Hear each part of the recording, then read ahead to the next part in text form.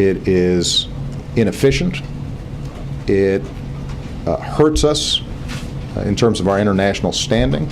It lessens cooperation with our allies on counterterrorism efforts. It is a recruitment tool for extremists. It needs to be closed. Now, Congress determined that they would not let us close it. Our president is not the most emotive guy in the world.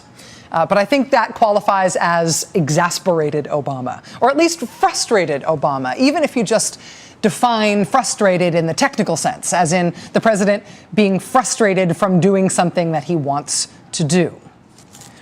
For frame of reference here, consider Iran. Consider Iran circa 1985, okay?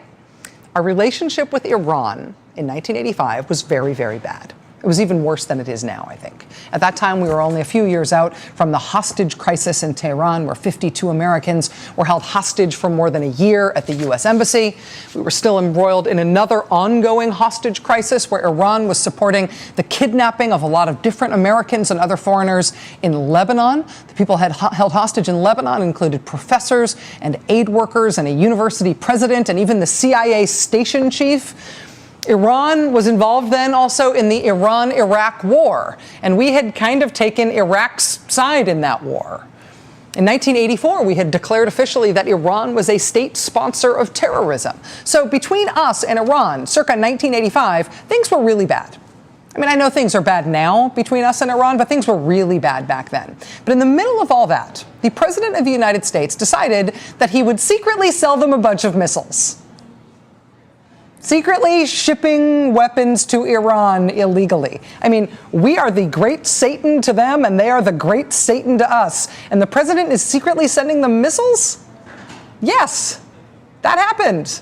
And that is why Ronald Reagan is not going to be on Rushmore, you guys. I mean, that and some other stuff. But honestly, Ronald Reagan, as president, illegally sold missiles to a state sponsor of terrorism in secret.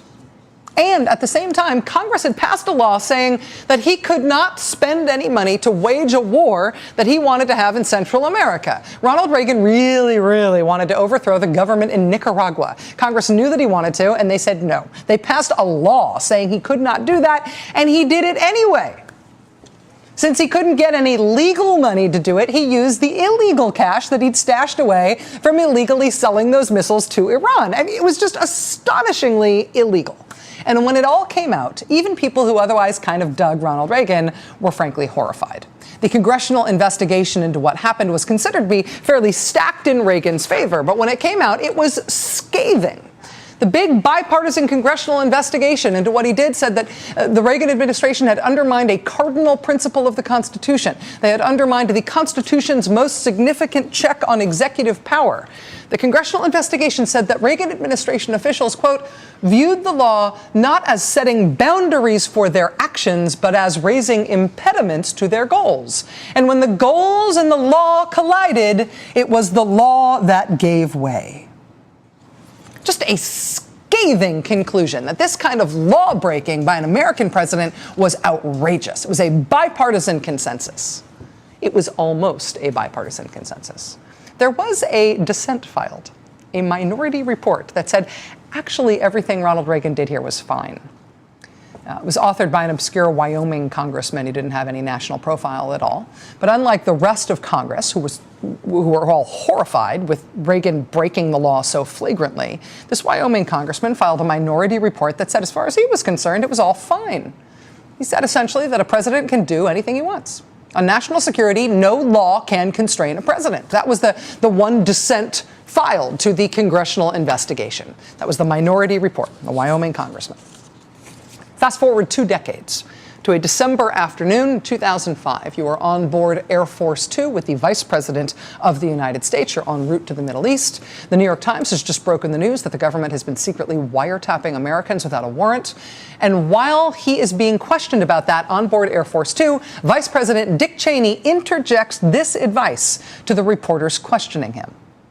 He says essentially, hey, listen, if you want to know why I think what we're doing is kosher, why I think that it isn't illegal for us to do this, even though it sure looks illegal. If you want to know my feelings on what a presidency can and cannot do, Go back and look at that minority report that I authored on the Iran-Contra affair.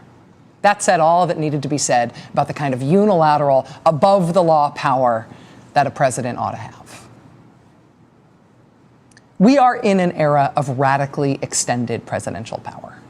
It matters that Ronald Reagan was never impeached for illegally selling missiles to Iran and for giving Congress the one-finger salute when they passed a law saying you can't have the war that you want in Nicaragua, and he just secretly did it anyway. Both the missiles thing and the war thing were plainly illegal, which is why 14 senior administration officials, including Ronald Reagan's defense secretary and national security advisors, they all got indicted. But President Reagan himself got away with that illegal behavior. And that helped set political precedent. In the George W. Bush era, it was not just the wiretapping Americans without warrants. It was also things like defying the laws against torture on the president's say-so. There was the big nonpartisan review that was years in the making that just came out a couple of weeks ago, the review of how our country treated prisoners after 9/11. It concluded that there never before in our country had been the kind of considered and detailed discussions that occurred after 9/11 directly involving a president and his top advisors on the wisdom, propriety, and legality of inflicting pain and torment on some detainees in our custody. We are in a radically expanded era of executive power. We are in an era of radically expanded executive power that was expanded on purpose. And even though President Obama has washed himself clean of things like the torture prerogative, which was claimed by the last president, the fact that no one was ever prosecuted for torturing anyone means that it is essentially just a policy preference that we do not torture now. The political and legal precedent has been established that if you do torture people, even if the advice goes all the way to the President of the United States will not mind. We just elect to not do it anymore. So a future president might feel differently. It will be his or her prerogative to choose that or not, as they see fit. Presidential power is like we like to think of it as a rubber band that could expand and contract depending on our politics, but it's more like an aged rubber band. It's old, it stretches, but it does not always stretch back. Congress authorized the president after 9/11 to use military force anywhere in the world as he saw fit to retaliate against the people who attacked us on 9/11. Not only is it 12 years later now, and that is still in effect, but there's noise now in Washington that they want to make that authorization permanent. So the U.S. president, whoever it is, will have permanent authority forever to use military force however he or she sees fit anywhere in the world forever, thanks to 9/11, no matter how many decades we get into the future. We are living in an era of radically expanded executive power. And yet, there's President Obama today, exasperated, talking about how his hands are tied. He can do nothing. It is a national security matter on which he just has no authority to fix the problem. Because even as the Cheney doctrine of executive power lives on, and the Congress wants to foist on the presidency the constitutionally inconceivable power to wage war forever on his own say-so without checking with anybody. Despite all that, on this one thing, on the issue of an offshore prison the United States opened up under the last president in communist Cuba, on this one thing, the Congress has decided to get up on its hind legs and tell the president, no, Mr. President, you don't get to decide, we do.